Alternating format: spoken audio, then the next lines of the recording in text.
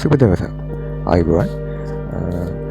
දැනට ඇති වෙලා තියෙන කාලගුණ තත්ත්වය සහ ඒ මාර්ගනතුරු සහයි කඳු කඩාවැටීම් නායම් සම්බන්ධයෙන් පොඩි දැනුවත් කිරීමක් සිදු කරන්න මම කතා කරේ. දැනට මේ තත්ත්වය එන්නම උග්‍රතට පත්වෙනවා කියලා අපේ කාලගුණ දෙපාර්තමේන්තුවෙන් සහ ඒ වගකිව යුතු ආයතනවලින් දැනුම් දීලා තියෙනවා. එතකොට ඔබ මේ සම්බන්ධයෙන් දැනුවත්ද? ඔබ ආරක්ෂිතද කියලා ඔබ විමසිල්ලෙන්ද සිටින්න. ප්‍රධාන ප්‍රශ්නය වෙන්නේ ඔන්න ඕක. මේ සම්බන්ධයෙන් අපට දැනුවත් විය හැකි දැනුම ලබාගත හැකි ආයතන කීපයක්ම තියෙනවා ලංකාවේ. මොවුන් විශේෂම මොවුන් මේ රාජ්‍ය ආයතන අවදි වෙන්නේ මේ වගේ නායෑමකින් පුද්ගලින් 10-15ක් මැරුණට පස්සේ නැත්නම් මාර්ග අනතුරකින් ඔබ දන්නවා අර ගැරඩි ඇල්ල ඒ වගේ බස් අනතුරු වලින් පුද්ගලයින් සැලකිය යුතු මට්ටමින් මැරුණා. ඒ පුද්ගලයින්ගේ ඒ මරණයට වග කියන්නේ කවුද? එතකොට ඒ සම්බන්ධයෙන් වග කියන්න ඕන රාජ්‍ය ආයතන ගණනාවක්ම තියෙනවා. අපි දන්නෙත් නැහැ. අපි දන්න පොලිසියයි ගුවන් හමුදාවයි මේ යුද හමුදාවයි ওই ටික විතරයි.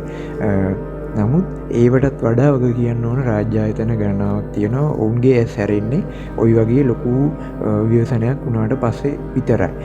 වැඩේ කියන්නේ ඒ ව්‍යසනයේ වෙලත් සතියකින් උපරිම සති දෙකකින් කිසිම දෙයක් උනේ නෑ වගේ තමයි කතා කරන්නේ.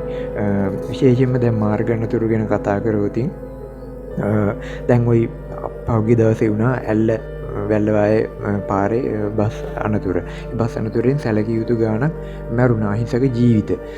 එතකොට අපේ රියදුරාට වරද පටවලා ශ්‍රීජුම වරද පටවන්නත් බෑ. එතන ඒ බස් එකේ අයිතිකාරයට කෙලින් වරද පටවන්නත් බෑ.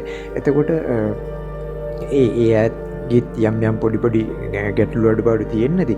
නමුත් එතන පාරේ අපි ගත්තොතින් එතන පාරේ දැම්මත් අඩු ගානේ ඒ පාර නියම නිසියාකාරයට සකස් කරලා නැහැ. මොකද අපි දැක්කොතින් දැන් අද ගියෝතින් ඒ පාරට ඒම ස්ථානයට තියෙන්නේ නිකන් මේ ජට්ටක් වගේ හදලා පස්වලින් දැන් ඒ වාහනයක් ගියෝතින් එතනින් උඩින්ම ගිහිල්ලා පියාසර අත්දැකීමකුත් එක්කම තමයි ජීවිතේ නිමා කරගන්න වෙන්නේ. මොකද කලින් තිබ්බ මේකේ නම් කෙලින්ම ප්‍රපාතයට යනකොට පැනලා හරි බේරෙන්න chance එකක් තිබ්බ. දැන් පැනලවත් බේරෙන්න chance එකක් නැති කරලා තමයි තියෙන්නේ. ඒ විදිහේ තමයි ඒ වගේ මන් දන්නේ මේ මිනිස්සු ඉන්ජිනියර්ස්ලා ඒ වගේ කට්ටිය ඉන්නේ. ඒ මිනිස්සුන්ට තේරෙන්නේ නැද්ද මන් දන්නේ මේ වගේ ගැටලු තියෙන ඒවා. එතෙන්ට අර පිටරට ටෙක්නොලොජි එක යූස් කරලා දැන් ওই පිටරට වගේ මේ මන් දැකලා තියෙනවා. ඒ වගේ වංගු තියෙන එකේ මෙහෙම මේ බැරල්ස් වගේ ප්ලාස්ටික් මොනවා හරි ඒ වගේ දාලා මෙහෙම රේස සිස්ටම් එකට මෙහෙම මේ රෝල් වෙලා යන සිස්ටම් එකට වාහන ඒ වගේ ආරක්ෂිත බැටවල් දාලා තියෙනවා. මොකද ලංකාවට තාමත් ඒ ටෙක්නොලොජි එක ගේන්න බැරි මන් දන්නේ ඇයි කියලා. දිගින් දිගට මනතුරු වෙනවා. නායෑම් ගත්තත් මේ දැනුම් දීන තියෙන ආයතන ගණනාවක් තියෙනවා. NBRO ඊට පස්සේ RDB DMC ඒ වගේ එක ආයතන. දැන් මේ NBRO එකෙන් අර පහුගිය දවසේ කඩු ගන්නාවේ උන අනතුර ගැන දැන් හොයලා වැඩක් නැහැ. මොකද ඊට කලින් ඒ ගැන හොයන්න බැරි වුණේ. දැන් මිනිස්සු බර ගාණක් මැරුණා එතන. ඊට පස්සේ අපිට අද අනාවරණය වුණා නුවරඑළිය දිස්ත්‍රික්කේ නායෑමකින් 7 දෙනෙක් මැරුණ කියලා. එතකොට ඒ තවත් වැඩි වෙවි ඉස්සරහට. දැන් කාලගුණ තත්ත්වෙත් බරපතල අතට හැරෙනවා කියලා කාලගුණ විද්‍යා දෙපාර්තමේන්තුවෙනුත් කියලා තියෙනවා. ඇයි? මොකද මේ වගේ මේ NBRO වගේ ආයතන වලට මේවා කලින් සමීක්ෂණය කරලා ඒ අදාළ ප්‍රජාව දැනුවත් කරන්න බැරි.